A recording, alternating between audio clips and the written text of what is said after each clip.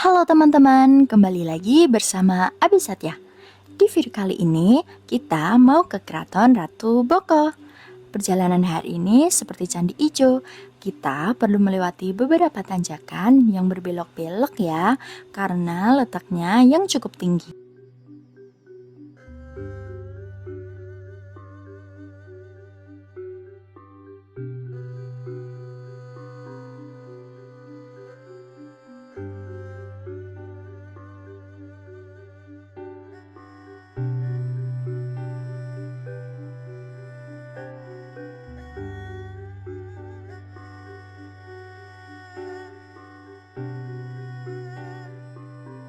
Nah, di situ ada papan bertulisan Keraton Ratu Boko. Jadi, teman-teman gak perlu khawatir kesasar ya.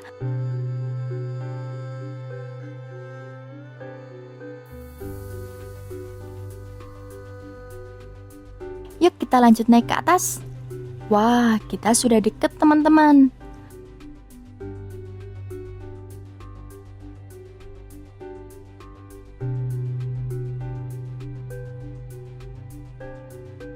Nah, untuk parkirannya kita hanya ke kiri, lalu ke kanan, dan sampailah kita.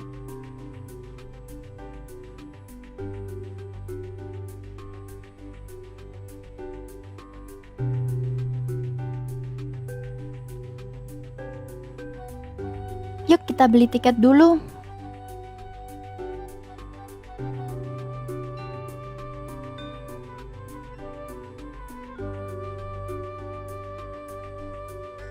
Untuk harganya sudah tertera di sini ya teman-teman. Oh iya, sekalian untuk bayar parkirnya ya.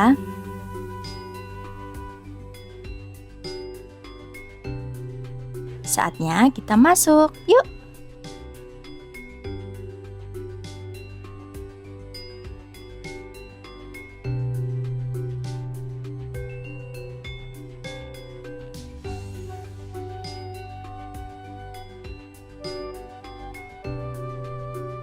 Di sini kita scan tiket dulu ya.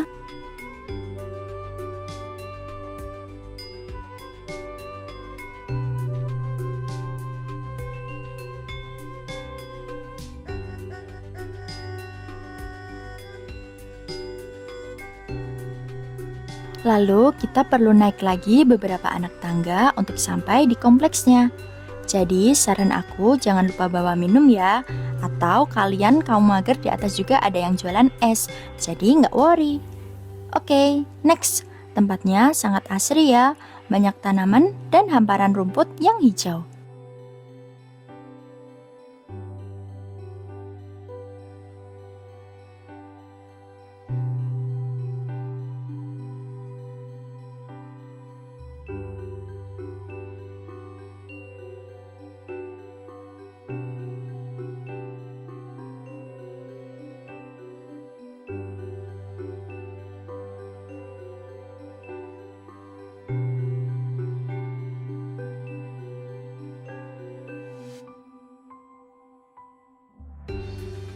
Dikutip dari beberapa sumber, Candi Ratu Boko terletak sekitar 3 km di selatan Prambanan.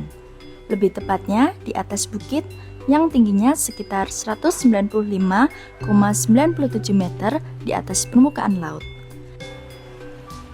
Meskipun sering disebut sebagai candi, Ratu Boko sebenarnya adalah sisa-sisa sebuah istana yang dikenal sebagai Keraton Ratu Boko.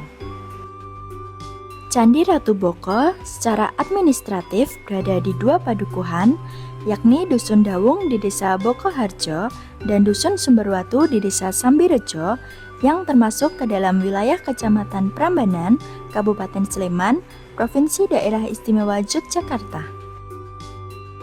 Menurut legenda, tempat ini dulunya adalah istana milik Ratu Boko, ayah dari Roro Jonggrang. Istana ini dibangun pada abad ke-8 Masehi oleh dinasti Sailendra yang beragama Buddha. Namun, kemudian dikuasai oleh Raja-Raja Hindu Mataram. Ratu Boko memiliki sejarah yang kaya dengan ditemukan sebuah prasasti yang bernama Prasasti Abhayagiri Wihara yang berasal dari tahun 792 Masehi yang berasal dari tahun 792 Masehi. Prasasti ini menunjukkan bahwa Ratu Boko dibangun oleh Rakai Panangkaran. Pada prasasti tersebut, tertulis dengan huruf Pranagari yang umum digunakan dalam prasasti Buddha. Nama Raja Teja Purnama Panangkarana juga disebutkan, yang merupakan nama lain dari Rakai Panangkaran.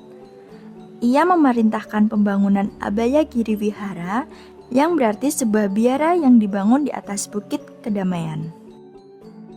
Selama masa pemerintahan Rakai Walaingpu Kumbayoni antara 898 hingga 908 Masehi, Abaya Giri Wihara berganti nama menjadi Keraton Walaing. Peralihan ini mencerminkan perubahan pengaruh dari Buddha ke Hindu yang terjadi di kawasan tersebut.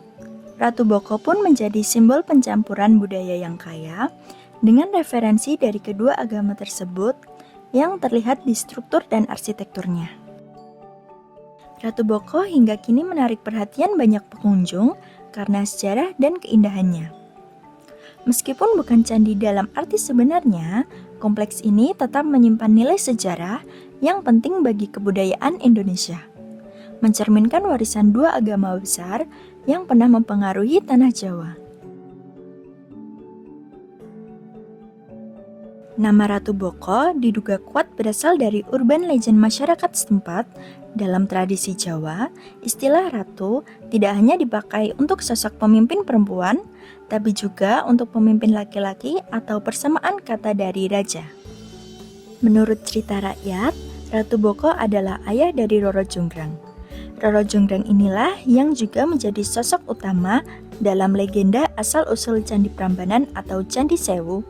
Roro Jonggrang inilah yang juga menjadi sosok utama dalam legenda asal-usul Candi Prambanan atau Candi Sewu bersama seorang pangeran bernama Bandung Bondowoso. Penelitian yang dilakukan oleh para arkeolog dari Eropa menyimpulkan bahwa situs Ratu Boko terakhir kali digunakan sebagai istana sekaligus benteng pertahanan, meskipun pada awalnya adalah kompleks keagamaan. Situs Ratu Boko adalah satu-satunya pemukiman klasik terbesar yang ditemukan di Jawa. Keberadaannya memberikan wawasan mendalam tentang sejarah dan budaya masa lalu. Artefak yang ditemukan di sini menunjukkan bahwa kompleks ini pernah menjadi pusat kehidupan masyarakat pada masa klasik. Kompleks candi ini terletak di lereng bukit, memberikan pengunjung pemandangan alam yang mempesona. Dari sini, kita bisa melihat panorama yang luas, terutama saat matahari terbit dan terbenam. Keindahan alam ini membuatnya menjadi lokasi yang ideal untuk berfoto dan menikmati suasana. Struktur bangunan Candi Ratu Boko terdiri dari beberapa struktur bangunan yang kompleks, termasuk bangunan-bangunan yang mencirikan sebuah keraton seperti gerbang masuk hingga pendopo dan keputren. Gerbang masuk ke kawasan wisata Ratu Boko terletak di sisi barat. Bangunan-bangunan berada di tempat yang cukup tinggi, yang kemudian dibagi menjadi gerbang luar dan gerbang dalam. Gerbang dalam ukurannya lebih besar merupakan gerbang utama atau gerbang-gerbang. Gerbang utama terdiri dari 5 gapura paduraksa yang sejajar dengan gerbang luar. Di gapura ini terdapat bangunan 2 gapura pengampit di setiap sisi. Adapun 3 dari 5 gapura itu kemudian terdapat tangga yang dilengkapi dengan pipi tangga dengan hiasan ukel atau gelung di pangkal dan kepala raksasa di puncak pipi tangga. Dinding luar pipi tangga juga dihiasi dengan pahatan bermotif bunga dan sulur-suluran. Candi Batu Kapur terletak sekitar 45 ke arah timur laut dari gerbang pertama. Terdapat pondasi berukuran 5 x 5 meter persegi yang dibangun dari batu kapur. Candi Pembakaran. Candi Pembakaran yang terletak 37 meter ke arah timur laut dari gerbang utama. Memiliki bentuk teras tanah berundak setinggi 3 meter. Di tengah pelataran teras, terdapat semacam sumur berbentuk bujur sangkar yang digunakan sebagai tempat pembakaran mayat. Lalu, terdapat sebuah sumur tua yang dipercaya merupakan sumber air suci. Paseban adalah tempat untuk menghadap raja. Paseban Ratu Boko terletak sekitar 45 meter ke arah selatan dari Gapura. Struktur Paseban dibangun dari batu andesit dengan tinggi 1,5 meter, lebar 7 meter, dan panjang 38 meter. Membujur antara utara hingga selatan. Kemudian terdapat lantai Paseban di sisi barat. Selanjutnya, ditemukan 24 fondasi tempat menancap tiang bangunan dan 4 alur yang diperkirakan bekas tempat berdirinya dinding pembatas.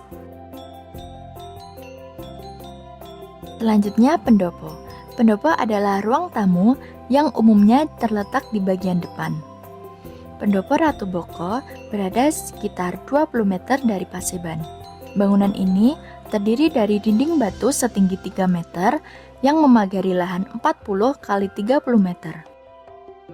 Bangunan itu kemudian dihubungkan jalan masuk di sisi utara, barat, dan selatan berupa gapura paduraksa atau gapura beratap.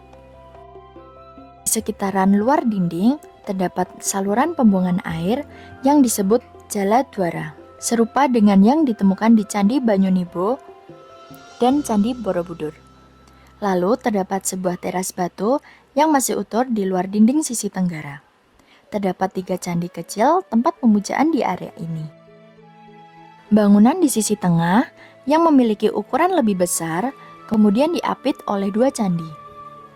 Bangunan tengah merupakan tempat untuk memuja Dewa Wisnu. Kedua, candi yang mengapitnya masing-masing merupakan tempat memuja Dewa Swiwa dan Dewa Brahma. Wisnu, Siwa, dan Brahma adalah dewa tertinggi dalam kepercayaan Hindu. Keputren dalam struktur bangunan keraton merupakan tempat tinggal para keputri.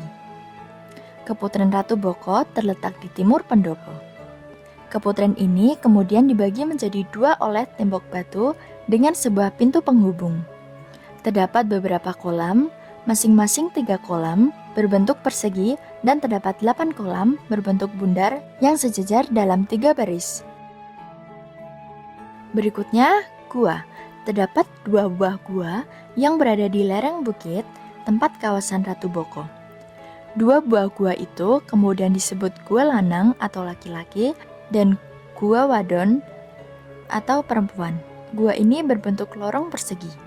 Terdapat relung seperti bilik di dalam bangunan gua, kemudian ditemukan pahatan berbentuk seperti figura persegi panjang. Berikutnya, adapun mitos Candi Ratu Boko. Dilansir Detik Travel, Candi Ratu Boko memiliki beberapa mitos yang dikenal oleh masyarakat dan pengunjung. Salah satu yang paling terkenal adalah tentang sumber air yang ada di sana. Selain itu, ada mitos yang menakut-nakuti pasangan yang datang ke Candi Ratu Boko. Dikatakan bahwa jika ada pasangan berkunjung ke Candi Ratu Boko, hubungan mereka akan putus di tengah jalan. Meskipun ada yang mempercayai mitos ini, banyak pengunjung yang tidak terpengaruh dan tetap menikmati kunjungan mereka.